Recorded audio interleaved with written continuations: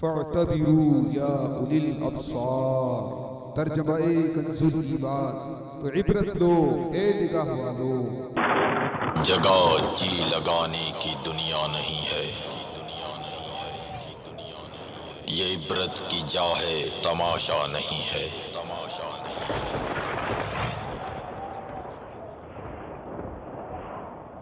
All clips shown in this program are not filmed by Madani Channel and are purely being used for the public safety, awareness and for educational purposes only, not for the purpose of generating any profit.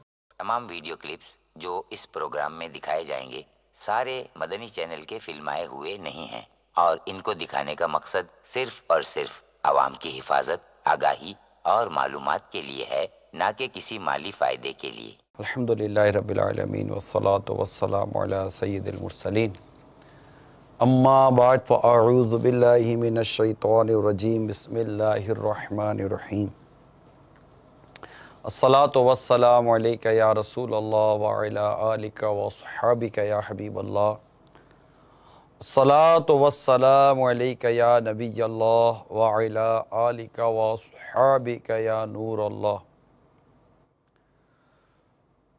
Madani channel के नाज़रीन, सिलसिला इबरत ना ख़बरें लिए हाज़िर हूँ। आज का जो सिलसिला है या जो ख़बरें लेकर आया हूँ, अफसोसनाक भी हैं, दर्दनाक भी हैं और इबरतनाक भी हैं।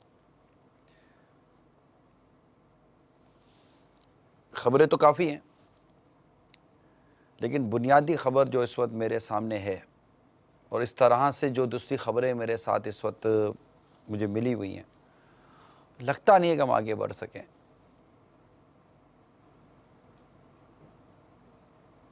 वाकई हम, ऐसा लगता है कि अखलाक़ी तौर पर बहुत गिर चुके हैं। हमारा किरदार बहुत ही भयानक होता चला जा रहा है। माँ, कितना प्यारा नाम है, माँ।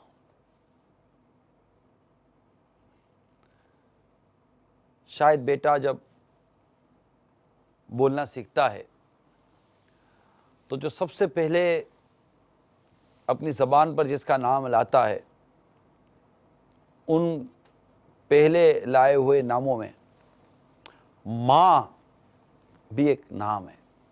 अब मुख्तलिफ़ कौमों में इसको मुख्तलिफ़ अंदाज से इस नाम को बुलाया जाता है, अम्मी, माँ, मामा। कितना अच्छा लगता है जब बेटा अपने मुंह से या औलाद कहती है माँ, माँ। कितनी शफ़क़त है, कितनी मोहब्बत है इस लफ्ज़ माँ में। मेरे आका आला हज़रत इमाम अहले सुन्नत मुजद्दिद दीन व मिल्लत परवाने शमई रिसालत इमाम इश्क़ व मोहब्बत मौलाना शाह इमाम अहमद रज़ा ख़ान अलैहि रहमतुर रहमान फ़तवा रज़विया शरीफ में कुछ यूँ फरमाते हैं कि वज़्अ हमल से, यानी औलाद की जब उम्मीद बनती है तब से लेकर दूध छुराने तक ये औरत यूँ समझिए कि 3 साल की क़ैद बामुशक्क़त का वक़्त गुजारती है। फिर वो तकलीफ़, जिस तकलीफ़ से वो अपने बच्चे को जनती है, पैदा होता बच्चा ज़चकी, हत्ता के यहाँ तक किताब में लिखा है कि अगर बच्चा जनते हुए औरत का इंतकाल हो जाए तो वो शहादत का रुतबा पाती है। फिर वो तकलीफ़ के अय्याम फिर दूध पिलाने के अय्याम, बच्चे के रोने के, साफ़ सफाई के, इसकी परवरिश के जो अय्याम हैं, नो डाउट ये एक औरत और एक माँ का एक अपना एक अहम तरीन रोल है, जो ये अपनी ज़िंदगी में शायद कई मर्तबा ये रोल, ये किरदार अदा करते। ऐसा नहीं कि किसी औरत का एक ही बच्चा होता है, इसके अलावा इसके बच्चे नहीं होते, नहीं, कई कई बच्चे इसके यहाँ जो इसके मुक़द्दर में होता है, विलादत होती है, और कितने प्यार और मोहब्बत के साथ अपने बच्चे को पालती है, बड़ा करती है, इसकी नशो नुमा करती है। कितनी तकलीफ़ें उठाती है ये माँ, कितनी उम्मीदें लगाती है ये माँ, कितनी तमन्नाएं उसके सीने में मौजे मार रही होती हैं एक माँ के, कि मेरी औलाद मुझे सुकून देगी, मुझे राहत देगी, मुझे आराम देगी, इसके ज़रिए मैं चैन से रहूँगी। बड़े अरमानों के साथ ही अपनी औलाद को बड़ा करती है।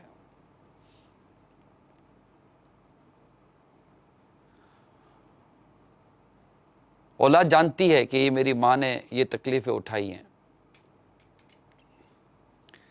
ना जाने ऐसी क्या दरिंदगी, ऐसी क्या जहालत, ऐसी कौन सी बर्बरियत इस औलाद के वजूद पर तारी हो जाती है कि इसे जन्म देने वाली माँ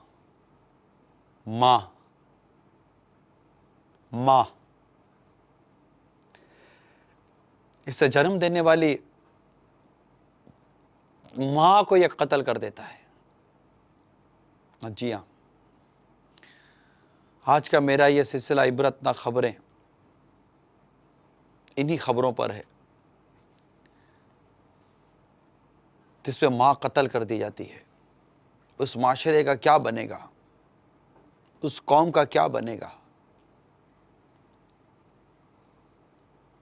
उस नस्ल का क्या बनेगा, उस माशरे का क्या बनेगा जहाँ पर माँ को कत्ल किया जाता हो, माँ पर छुरी चला जाती थी हो, माँ पर खंजर उठा दिया जाता हो, और माँ को तरह तरह की अजियतों का निशाना बनाया जाता हो। ऐसी ही माँ के कत्ल की एक दास्तान आज हमारे इबरतनाक खबरों में है। इसके चलाने में कोई खुशी या राहत नहीं है।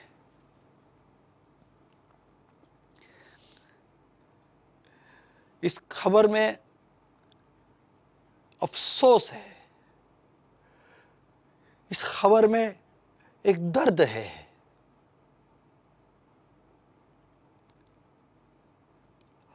आंसू हैं, आंसू इस खबर में।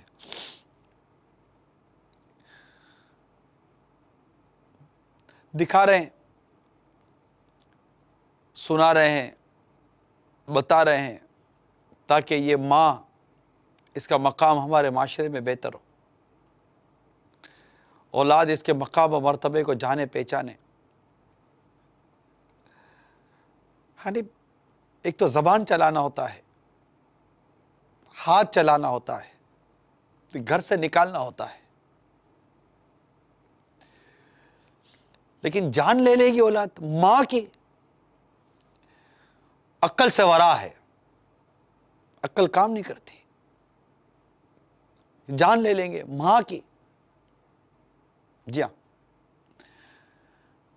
ये बात सिर्फ पाकिस्तान की नहीं है, दुनिया के बहुत सारे ममालिक में ये खबरें आपको अब सुनाई देंगी।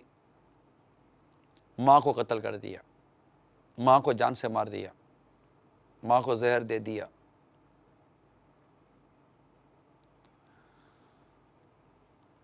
मिसाल के तौर पर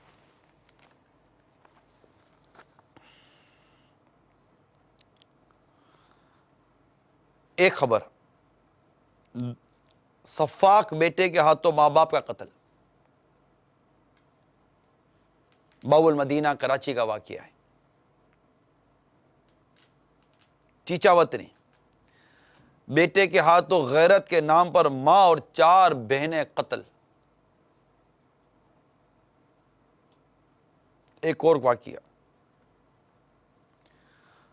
मां और 4 बहन भाइयों को कत्ल करने वाला बेटा गिरफ्तार।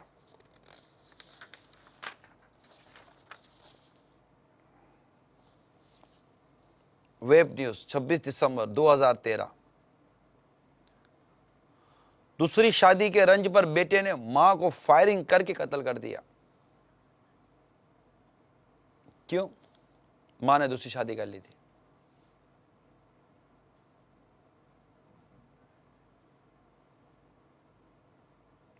शौहर चंद माह पहले फौत हो चुका था।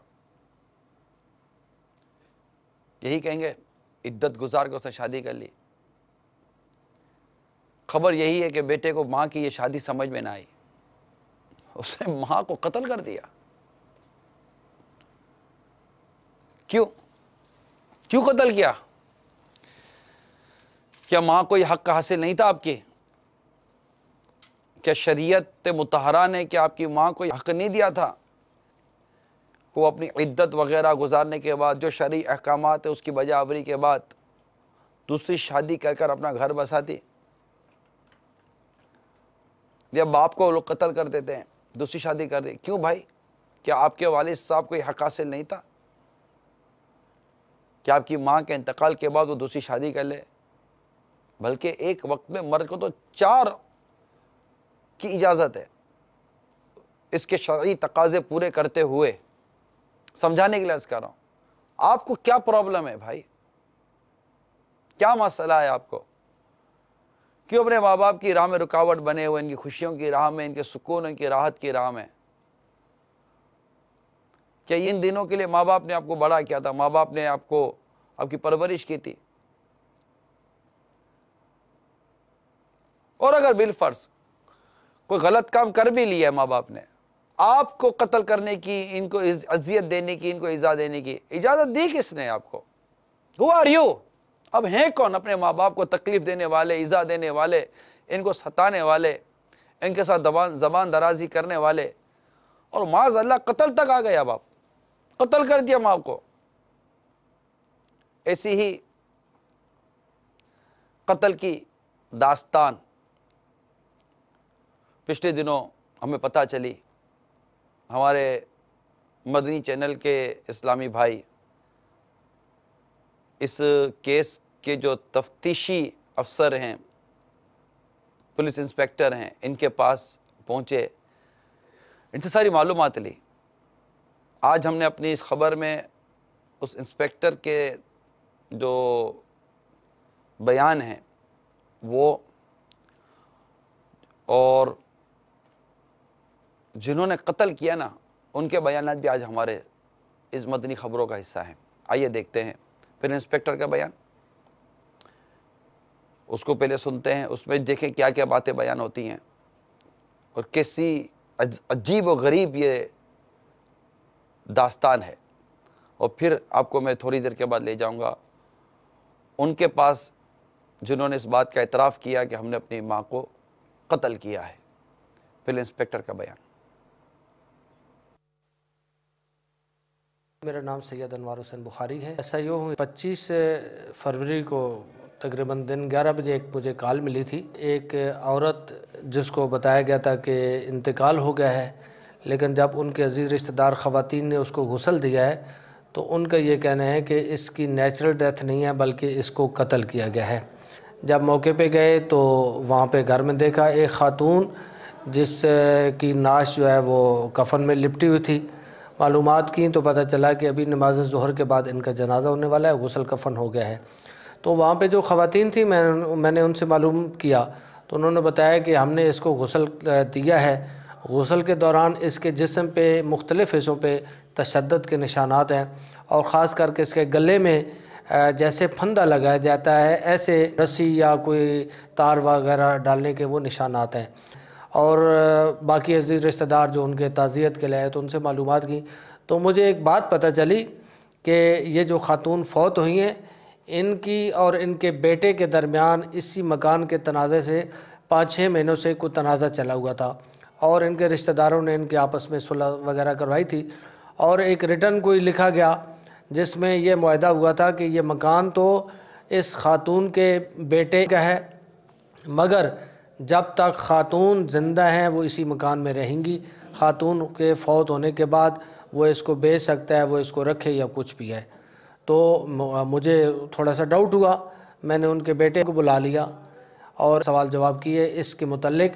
तो मुझे वो सही जवाब नहीं दे रहा था, कभी कुछ और इस तरह के मेरा शक बढ़ता गया, बल्कि यकीन तक मैं पहुंच गया कि यही अपनी माँ का कातिल है। मुझे इतला मिल गई कि ये मर्डर है और FIR भी कट गई। अरेस्ट करने के बाद जब थाने पे लाया तो उसने बताया कि मेरा एक पार्टनर है, मेरा साथी है, मेरा भांजा है। दोनों से तफ्तीश की तो ये पता चला कि इन मामू भांजे ने आपस में मुशावरत की थी। इतवार वाले दिन वो यहाँ आया था और अपने मामू के साथ ही उसने रात गुजारी और उन्होंने आपस में मुशावरत की कि हम 1-2 दिनों में इस बुढ़िया का काम कर देंगे। इन्होंने एक बिजली वाली दुकान से बिजली की तार भी ख़रीदी। सुबह जब ये उठे हैं, नाश्ते वास्ते का टाइम था, नाश्ता इन्होंने अभी किया नहीं था। मुलज़म ने मुझे बताया कि मेरी वालदा कपड़े इस्त्री करने के लिए कमरे में बैठी हुई थी, हम दोनों घर में मौजूद थे। प्लान हमारा बना हुआ था कि हमने क्या करना है, सिर्फ हम मौका देख रहे थे। वो मौका हमने देखा कि वो इस कपड़े इस्त्री कर रही है, तो हम दोनों ने मिल के, जैसे वो ज़मीन पे बैठी हुई थी कपड़े इस्त्री कर रही थी, एकदम उसकी गर्दन में हमने तार डाल दी और तार डालने के बाद उसको गिठान लगाई। गिठान लगाने के बाद एक कहता है कि मैंने राइट साइड खींची और दूसरे ने लेफ़्ट साइड खींची। एक ने कहा कि मैंने राइट साइड खींची, एक ने कहा कि मैंने लेफ़्ट साइड खींची। गले में तार डालकर तार से फंदा दे दिया माँ के गले को। कैसा अजीब बयान है। जो कुछ ये कह रहे हैं, अगर हम इसकी देह में जाएं तो क्या मकान, दौलत और क्या निकलेगा। अच्छा, अब इन लड़कों ने इसी पर इक्तिफा नहीं किया,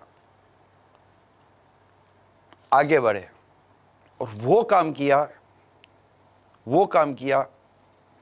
कि जहालत की इंतिहा है, इबरत है और बड़ा मतलब कि उस पर दर्द है। आगे क्या हुआ ज़रा मज़ीद सुनते हैं। गिरने के बाद वो फौत हो गई।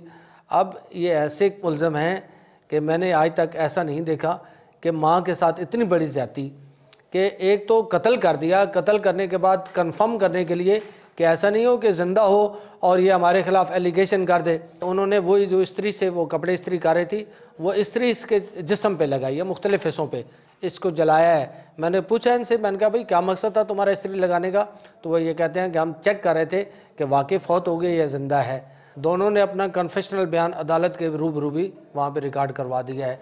रिमांड पे है, फर्दर मैं इसमें इन्वेस्टिगेशन कर। वाकई फ़ौत हो गई कि ज़िंदा है। जहाँ में है इबरत के हर सू नमूने, मगर तुझको अंधा किया रंग व बू ने। कभी गौर से भी ये देखा है तूने, जो आबाद थे वो मकां अब हैं सूने। जगह जी लगाने की दुनिया नहीं है, ये इबरत की जा है तमाशा नहीं है। ये ऐसी इबरत की जा है जहाँ पर माँ को गले में तार डालकर उसको फंदा देकर एक राइट साइड से खींचता है तो एक लेफ्ट साइड से खींचता है, इसकी जान निकाल दी गई। अब चेक किया जा रहा है कि इसमें जान बाकी है नहीं बाकी। हमारे इस्लाम भाई बता रहे थे कि जैसे अभी ये इंस्पेक्टर साहब ने जो बयान दिया कि वो कपड़े इस्त्री कर रही थी, तो बच्चे ने बयान दिया था, लड़के ने, कि जिसने कत्ल किया ना, ये अपने उसी बेटे के कपड़े इस्त्री कर रही थी और उसी जलती इस्त्री से ये अपने उस औरत के बदन को दाग रहे हैं कि ये जिंदा है या ये जिंदा नहीं है। आपको पता है उसकी उम्र कितनी थी? मैंने मालूमात हासिल की, उसकी उम्र 70 साल थी। 70 साल की उसकी उम्र थी और 70 साल की उसकी उम्र के अंदर ये वाक़या हो गया। वजह मकान दौलत कि ये इंतकाल करेगी, ये दुनिया से जाएगी तो हमें को माल मिलेगा।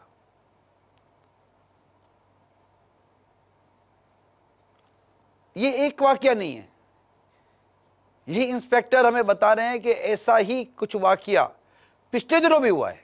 हाँ, ये एक वाक़या नहीं है, पिछले दिनों भी हुआ है। ज़रा बताइए कि ये इंस्पेक्टर साहब मज़ीद क्या बयान कर रहे हैं। वाक़यात हमारे मुआशरे में क्यों रोनुमा हो रहे हैं, वो ये है, एक तो जो हालात वाक़यात कत्ल व गारत खून रेजियाँ हो रही हैं, ये आखिरी टाइम आ रहा है, क़यामत करीब है। अब कब भी जब भी अमर इलाही होगा क़यामत आ जाएगी।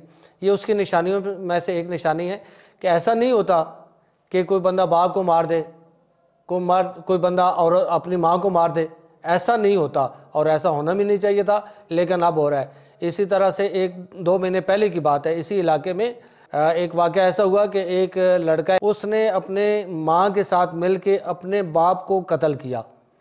बाकायदा उसने कुल्हाड़ी ली, छुरा लिया, ये किया। जब उसका बाप सो रहा था, उस पर कुल्हाड़ी के 3 वार किए गर्दन पे। गर्दन जब उसकी कट गई, वो मर गया। उसने उसके बाद छुरी लेके उसकी गर्दन को सेपरेट किया, धड़ अलग कर दिया और सर अलग कर दिया। धड़ उठा के अपने महल्ले में जाके फेंक दिया और सर जाके साइड के इलाके में जाके फेंक दिया। ये मुआशरे में हमारे में जाहिलियत, लाइल्मी और उसके बाद गुर्बत, ये भी इसी का एक अंसर है कि अब इसने सिर्फ लालच में आके अपनी माँ को कत्ल कर दिया, जबकि माँ उसकी जन्नत है। अब आप गौर कीजिए कि इस तरह कत्ल की वारदातें जहाँ हों और असबाब क्या हैं, कुछ भी तो नहीं, माल दौलत, यही इज्जत शोहरत, और क्या असबाब हैं इस तरह के वाक़यात के पीछे। और अभी तो कैसा इबरत वाली बात बयान की कि माँ और बेटे दोनों ने मिलकर बाप को ही मार दिया, उसने शोहर को ही कत्ल कर दिया और लाश के भी टुकड़े करके कहाँ कहाँ फेंक दिए। बनेगा क्या हमारा यार? इतनी वहशत है, उफ, बहुत अजीब हालत है। जहालत, इल्म दीन से दूरी। जी हाँ, चाहूँगा कि आज के इस वाक़े पर हम कोई ऐसा मतलब कि अपनी ज़ात में कोई ऐसा नोटिस लें, कोई ऐसी नेकी की दावत की ऐसी कोई तहरीक चलाएं, कोई ऐसी धूम मचाएं, कोई मदनी माहौल की कोई ऐसी हम धूम मचाएं कि मतलब हम इन वाक़े को कुछ करें यार, कुछ तरबियत करें, कोई ऐसी जहन साजी करें, कोई कुछ करें। मतलब क्या इसी तरह मतलब कि बाप और माँ का कत्ल होता रहेगा हमारे माशरे में? खुद ये इंस्पेक्टर आपको बताएंगे जो ये इनका नज़रिया है। देखिए, हम तो इंटरव्यू लेते हैं, हमें खबर मिलती है, हम मुतालिका फ़र्द के पास जाते हैं, वो जो तासुरात हमें देते हैं हम वो लेते हैं और हम आपको ये ऑनर कर देते हैं और हम इसमें से इबरत के मदनी फूल लेने की कोशिश करते हैं। सिर्फ इतना, क्योंकि वाक़या ये कोई मतलब ढका छुपा नहीं होता, वाक़या होता है, लेकिन इन वाक़यात में लोग सनसनी सी अपने अंदर महसूस करते हैं। लेकिन हम इसके अंदर से इबरत लेते हैं, हम कोशिश करते हैं कि अगर ये वाक़या आपको बताया जाए, दिखाया जाए, तो हम इसकी रोकथाम की कोशिश करें। हम क्रिटिसाइज़ की तरफ जाने के बजाय और सिर्फ मतलब के तबसरा करने के बजाय हम आए इस तरफ कि जिसकी वजह से ये रोका जा सकता है। इंस्पेक्टर साहब क्या कहते हैं कि आखिर इसके असबाब क्या हैं, सुनते चलें। हमारे मुआशरे में लोग दीन से दूर हैं, कलमा तक इन लोगों को नहीं आता। दीन से कितनी दूरी है, दीन से कितनी नाशनाई है। अगर दीन को समझता होता, माँ बाप के एहतराम को समझता होता, कुरान मजीद पढ़ा होता और दीन के करीब होता, तो ऐसा कभी भी ये नहीं करता। मुआशरे में सुधार इसी तरह आ सकता है कि आप दीन के करीब जाएं और दीन सही तरीके से समझें, कुरान मजीद की रोशनी में दीन को समझें, तो आपके मुआशरे में इस्लाह होगी। वरना इसी तरह तबाह बर्बादियाँ हो रही हैं, जैसे ऐसे होती रहेंगी। ये जो बयान कर गए, ज़ाहिर है कि आप भी इसको दुरुस्ती कहेंगे कि दीन से दूरी, कुरान मजीद से दूरी, हकाम इलाही से दूरी, बेबाकी जहालत, दौलत की फरावानी की हवस, माल की हवस, इस तरह की हवस जो इस तरह के वाक़यात पर बंदे को उभारती है। आइए अब मैं आपको उस तरफ लेके चलता हूँ कि जिनके ऊपर ये इल्ज़ाम है कि ये काम किया।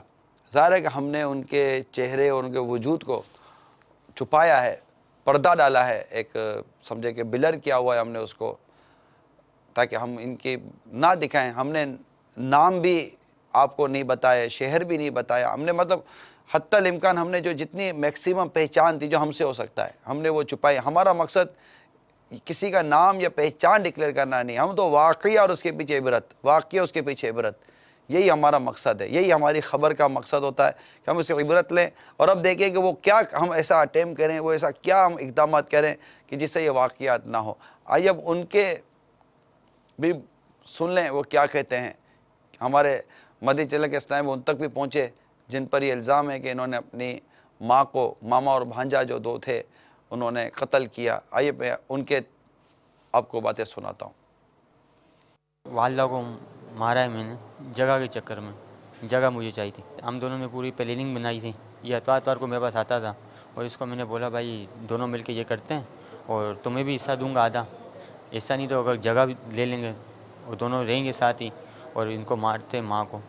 फिर हम लोग तार मार लाए तो माँ का गला दबाया, गला दबा के मारा माँ को हम लोगों ने, और मारा तो फिर हम लोग ये चला गया वापस भेज दिया इसको। फिर मैंने रिश्तेदारों को फ़ोन किया, रिश्तेदारों को फ़ोन करके तो मैंने बोला ऐसे वाला बीमार हो गई है और ये वाला की तबीयत बहुत सीरियस है।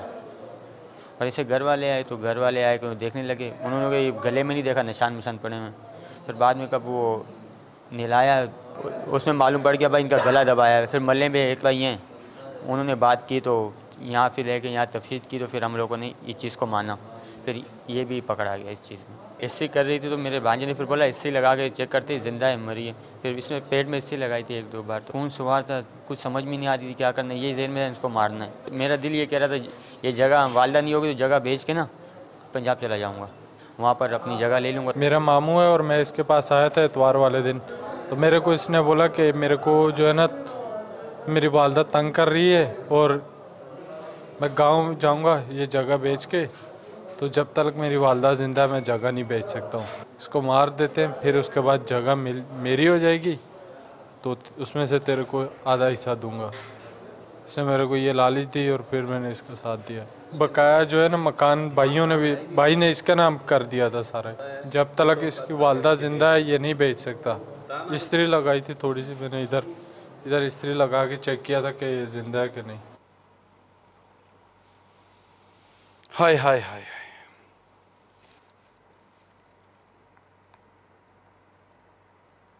अब ये तो एक वाक़या जिसका हमने ये सारा वो जिसको आप इंटरव्यू कहें या जो भी कहें हमने लिया आपको दिखाया। चाहे इतने सारे वाक़या जो हो रहे हैं जायदाद के तनाज़े में, बेटे ने बाप को कत्ल कर दिया, ये वाक़या अलग है। संग दिल बेटे के हाथों माँ कत्ल, बहन ज़ख्मी। और एक जैसे आपने सुना कि वो गैरत के नाम पर उसने कत्ल कर दिया अपने उसको, माँ और 4 बहनें। क्यों? कि उसको शक था कि इनके मतलब के किसी से नाजायज़ ताल्लुकात हैं। नशावर शे खिलाई और मार दिया। अब आप बताइए ये इस तरह कैसे चलेगा काम कि गैरत के नाम पर? क्या ये मतलब कत्ल करना खुद बेगैरती है? कत्ल करना कौन सी गैरत है? वो भी माँ बहनों को कत्ल कर देना, इनके ऊपर शक करना। अल्लाह ना करे, अल्लाह ना करे, अल्लाह ना करे कोई ऐसे मैटर हैं कत्ल करने की किसको इजाज़त है? असल में गुस्सा एक अजीब व गरीब सी एक चीज़ है। यानी कत्ल इंसान क्यों करता है? इसके कुछ असबाब मेरे पास थे। अगर इन असबाब पर आप गौर करेंगे ना तो बहुत सारे मामलात वाज़े हो जाएंगे। बंदा कत्ल करता क्यों है?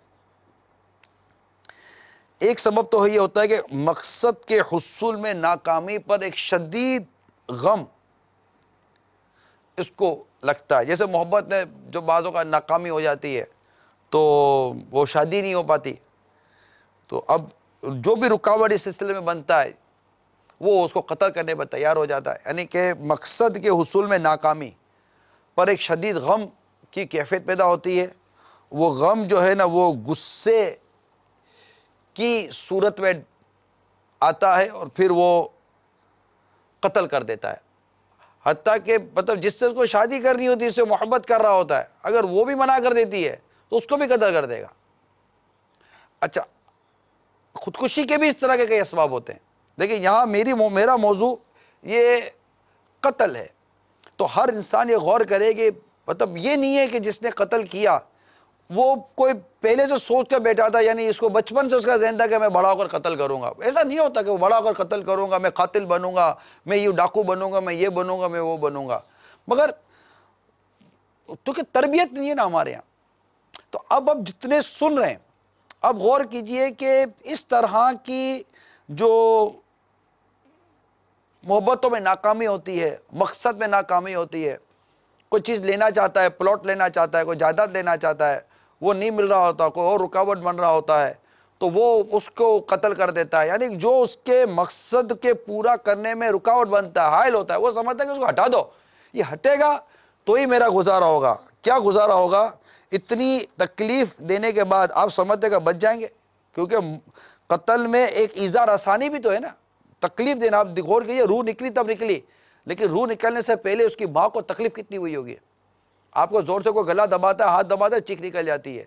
ये जब दो लड़कों ने 70 साल की औरत की जब मतलब दो तरफ से मतलब कि इलेक्ट्रिक का तार खींचा होगा, इस बेचारे की हालत क्या हुई होगी। जब उसके बदन को अगर रूह भी निकल गई तब भी अगर उसके बदन को जो गर्म इस्त्री लगाई होगी, तो रिवायतों में आता है कि जिंदों से ज़्यादा मुर्दों को तकलीफ़ होती है।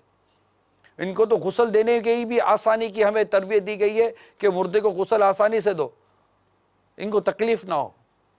इतनी तकलीफ़, हज़रत मुजाहिद का फरमान है कि दोज़खियों पर खारिश मुसल्लत कर दी जाएगी, वो इस कदर खारिश करेंगे कि उनके चमड़े उतर कर गोश्त और हड्डियाँ ज़ाहिर हो जाएंगी। फिर आवाज़ दी जाएगी, क्या तुम्हें इसकी तकलीफ़ होती है? वो जवाब देंगे हाँ। तो जवाब आएगा, ये इसका बदला है जो तुम मोमिनों को तकलीफ़ देते थे। कत्ल के हवाले से अल्लाह तबारक व तआला ने सूरे निसा में बड़ा वाज़ेह इरशाद अता फरमाया, और जो कोई किसी मुसलमान को जानबूझकर कत्ल करे तो उसका ठिकाना जहन्नम है कि मुद्दत तो उसमें रहेगी, और अल्लाह ने उस पर गज़ब किया और उस पर लानत की और उसके लिए तैयार रखा बड़ा अज़ाब। यानी ये जो मैंने आपको जो कुरान पाक का ये जो हुक्म बयान किया, इससे जो मदनी फूल मिलते हैं वो ये है कि जानबूझकर मुसलमान को कत्ल करना हराम है। ऐसे आदमी का ठिकाना जहन्नम है। अगर मुसलमान को इसके मुसलमान होने की बिना पर कत्ल किया या हलाल समझ कर कत्ल किया तो कातिल हमेशा जहन्नम में रहेगा, वरना मुद्दत दराज तक जहन्नम में रहने का मुस्तहक है। ऐसे शख्स पर अल्लाह तबारक व तआला गज़बनाक होता है, गज़ब फरमाता है। कत्ल करने वाले पर अल्लाह की लानत होती है, यानी वो रहमत इलाही से दूर हो जाता है। ऐसा शख्स बहुत बड़े अज़ाब का मुस्तहक होता है। अब ठंडे दिल से मेरे प्यारे भाइयों गौर फरमाएं कि अपनी ख्वाहिश को पूरा करने के लिए और गुस्से की आग में लाल पीले होकर कत्ल कर देना और अल्लाह की लानत और गज़ब और अज़ाब का मुस्तहक होना अच्छा है, या खुदा और रसूल की खुशनुदी के लिए गुस्से को पीकर इन अज़ाबों से बचना बेहतर है? सरकार मदीना सल्लल्लाहु ताला अलैहि वसल्लम ने फरमाया, क़ियामत के रोज़ लोगों के दरमियान सबसे पहले जिस चीज़ का फैसला किया जाएगा वो खून के बारे में होगा। नाहक खून बहाने को हमने क्या समझा? एक तो ये हमारे माशरे में देख ली, चलते फिरते कत्ल व गारतगिरी, आपको रोज़ाना लाशों की खबरें मिलेंगी, ये मार दिया, ये मार दिया, ये मार दिया, ये मार दिया, ये कत्ल, ये कत्ल, ये कत्ल। कत्ल नाहक का अज़ाब बर्दाश्त कैसे किया जाएगा? हदीस पाक में दुनिया का फना हो जाना, दुनिया का फना हो जाना अल्लाह के नज़दीक एक मुसलमान को कत्ल करने से ज़्यादा हकीर है। अब इस हदीस पाक पर गौर कीजिए कि कत्ल को किस कदर शदीद गुनाह करार दिया है कि एक मुसलमान को कत्ल करना एक तरफ और पूरी इंसानियत को तबाह बर्बाद कर देना एक तरफ, तो पूरी इंसानियत को तबाह बर्बाद कर देना एक तरफ हो तो कत्ले मुस्लिम ज़्यादा शदीद है। और इसकी वजह भी जाहिर है कि आसमान ज़मीन, चरीन परिन, फसलें, मौसम, सूरज, चाँद, सितारे, ये सब अल्लाह ताला ने इंसान के लिए पैदा फरमाए ताकि वो इनके ज़रिए अल्लाह की पहचान मारिफत हासिल करें, और इसी इंसान को कत्ल कर दिया जाए तो सख्त अज़ाब है। कुरान में इसकी सख्त वईदें हैं, हदीसों में इसकी सख्त वईदें हैं। इसके सख्त अहकाम हैं कि जानबूझकर कत्ल करना सख्त हराम और कुफर और शिर्क के बाद सबसे बड़ा गुनाह है। किसी को इसके मुसलमान होने की वजह से कत्ल करना या हलाल समझते हुए कत्ल करना कुफर है। ऐसा आदमी हमेशा दोज़ख में रहेगा और कभी जन्नत में दाखिल ना होगा। कातिल अपने मकतूल की मीरास से महरूम रहेगा, यानी जब किसी ने अपने मोरिस को कत्ल किया हो तो उसको तरके से हिस्सा नहीं मिलेगा। तो ये इस कदर कत्ल की मजम्मत है। और हम देखते हैं कि ये घर के अंदर माँ बाप को, तो भाई ने बहनों को कत्ल कर दिया, माँ को कत्ल कर दिया, माँ ने अपने बच्चों को कत्ल कर दिया भूख और उसके किसी भी बदनामी के खौफ से।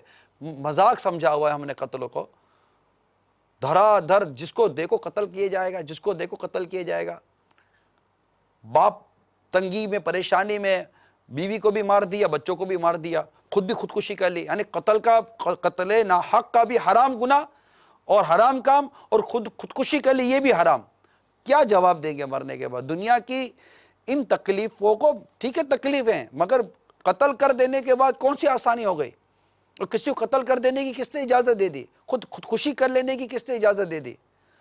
अगर जहाँ गुर्बत, मुफलिसी, परेशानी, तंगी, कहत की वजह से लोग इस तरह का वाक़या कर रहे हैं, तो वो लोग जो अल्लाह ताला ने जिनको नवाजा है उनको मैदान अमल में आना चाहिए। वो देखें किस तरह हम एक घर की गुर्बत दूर करें। आप किसी एक घर को ले लें, आप खुद ले लें। अल्लाह ताला ने बहुत सौ को बहुत नवाजा है। आप अपना माल का, अपने ख़जानों का मुंह खोलें। और मतलब कि गुर्बत वाकई गुर्बत है।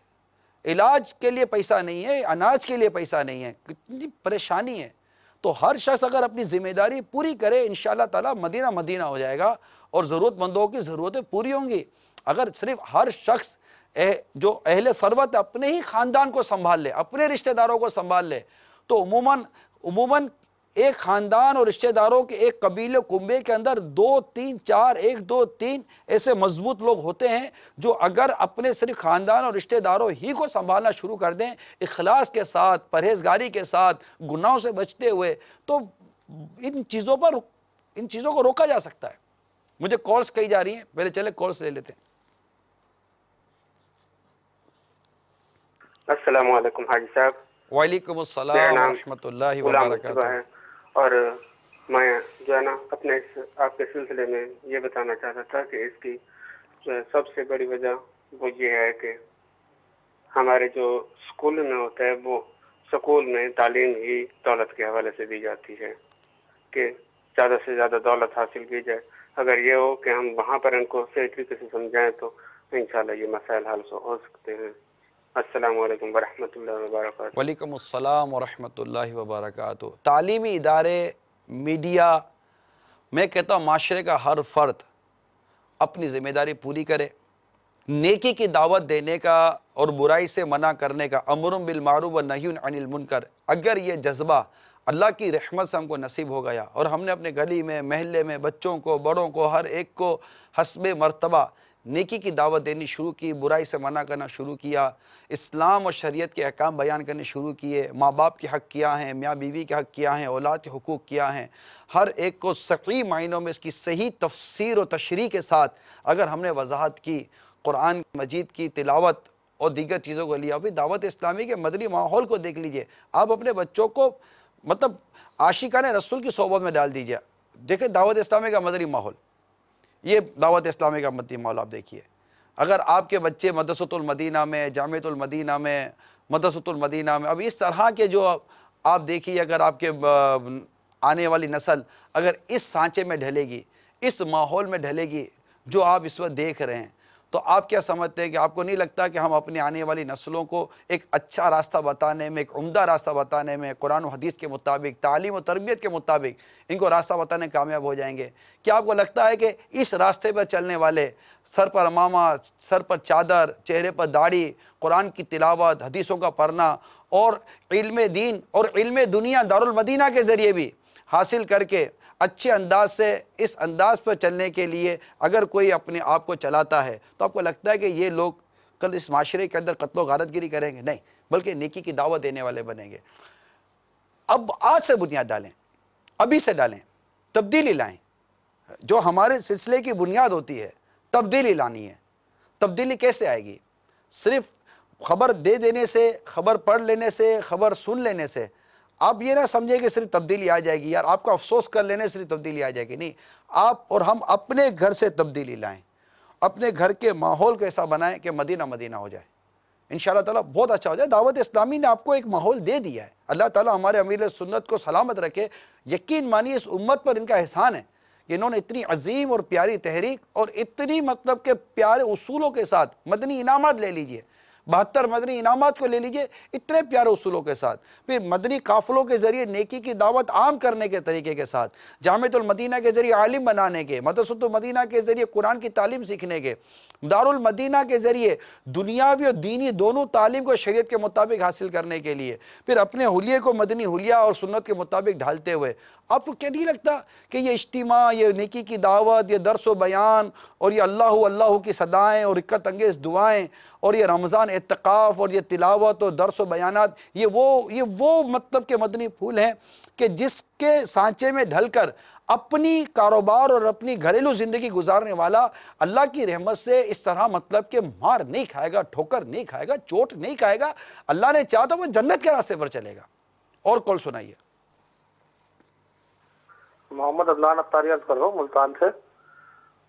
हाई साहब की बारगाह में अर्ज करनी थी, जो वाक़या अभी हाई साहब ने बयान किया, खुदा की कसम रुआ रुआ कांप उठा है ऐसे वाक़यात सुन के। दिल बिल्कुल जो है ना, जहन बिल्कुल भी काम नहीं कर रहा तेरे भाई, जैसे कि वाक़यात ये हो रहे हैं। क्या बनेगा हमारे माशरे का? अल्लाह पाक हम सबको अजीब से माशरे से बचने की तौफीक अता फरमाए। अस्सलाम वालेकुम। वालेकुम अस्सलाम व रहमतुल्लाहि व बरकातहू। मोहम्मद आसिम अतारी अर्ज कर रहा हूँ बहावलपुर पंजाब से। हाँ जी साहब, जो आज वाकया सुना, खुदा की कसम अफसोस होता है कि हमारे माशरे में ये हो रहा है, रोने को दिल कर रहा है। मेरी आंखों में आंसू आ गए कि ऐसे लोग हैं जिन्होंने अपनी माँ को मार डाला। अफसोस है, खुदा की कसम इन पर अफसोस हो रहा है। कैसे लोग हैं ये, अपनी जन्नत को कुर्बान कर दिया इन लोगों ने। इनको शर्म नहीं आई किस हाथों से, जिस हाथ ने चलना सिखाया उन हाथों को पकड़ उन्हीं हाथों से अपनी माँ को मार डाला। बस अल्लाह ताला हमारे हाल पर रहम करे। बस इन पर अफसोस वगैरह जो भी आपकी कैफियत है, हकीकत ये है कि ये हुआ क्यों, ये होता क्यों है, और आइंदा ऐसा ना हो हम इसके लिए क्या कर रहे हैं। नेकी की दावत दीजिए, मदनी काफ़िलों में सफ़र कीजिए। जब दिल से दुनिया की मोहब्बत निकलेगी, दिल से माल की मोहब्बत निकलेगी, यानी जो कत्ल के असबाब मैंने किताबों में पढ़े ना, जो भी असबाब किताबों में पढ़े, यानी यूँ समझिए कि बहुत सारे असबाब मैंने किताबों में पढ़े। अगर इन सब असबाब को 3 लफ्ज़ों में बयान करूँ ना, तो 3 लफ्ज़ बनते हैं, जन, ज़र और ज़मीन। यानी औरत, दौलत और जायदाद। उमूमन इनमें ये घिरा हुआ होता है। अब इसमें गुस्सा आना, हसद आना, तकब्बुर आना, गुरूर आना, लालच आना, हिर्स आना, ये बहुत सारी, लेकिन इन सब के पीछे ये 3 चीज़ें कार फरमा होती हैं। अगर हम नेकी की दावत आम करेंगे, मदनी काफ़िलों में सफ़र करेंगे और कोशिश करेंगे कि ऐसे वाक़यात ना हो, तो इसके लिए ज़रूरी है कि हमारी सोचें मदनी सोच बन जाए। यानी इस वक्त हमारी सोचों को गुस्ल की ज़रूरत है, गुस्ल ज़हनियत चाहिए, गुस्ल ज़हनियत। हमारी सोचों को गुस्ल मिल जाए, हमारा पूरा वो वजूद सुन्नतों के सांचे में ढल जाए, इंशाअल्लाह ताला सब बेहतर और मदीना मदीना हो जाएगा। आप कोशिश करें, सबको दावत इस्लामी के मदनी माहौल के करीब करें, इन्हें अमीर सुन्नत का, हुज़ूर गौसे पाक का मुरीद बनाइए और दावत इस्लामी के दामन में छुपा दीजिए। इज्तिमा में शिरकत कीजिए, सुस्ती मत कीजिए। इस माशरे में आने वाली जो इस वक्त बुराइयाँ और तबाहियाँ हैं, उदासी है, मायूसी नहीं है।